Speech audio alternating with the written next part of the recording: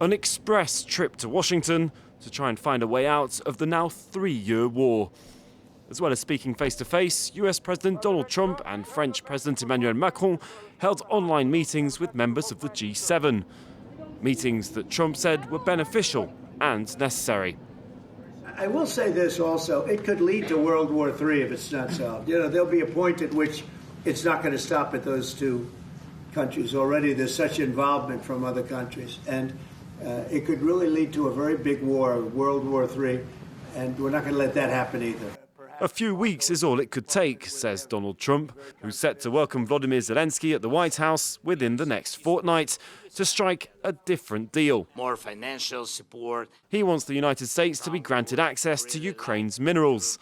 Trump recently called the Ukrainian president a dictator, but on Monday refused to label Putin the same. Mr. President, you called Zelensky a dictator. Would you use the same words regarding Putin? I don't use those words lightly. I think that we're going to see how it all works out. Let's see what happens. I think we have a chance of a really good settlement. As Trump shifts the gears, Macron's message to him was clear. Should his efforts to strike a peace deal succeed, it will need to include guarantees that Putin will not be able to reignite conflict, unlike what happened after Moscow's annexation of Crimea.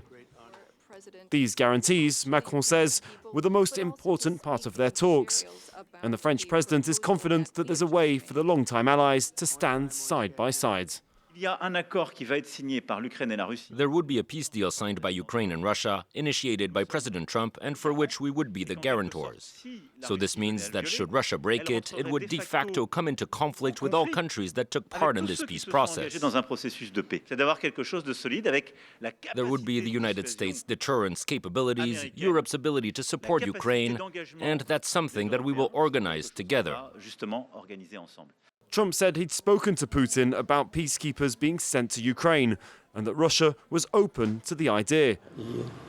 Putin also gave his approval for European countries to be part of the peace talks.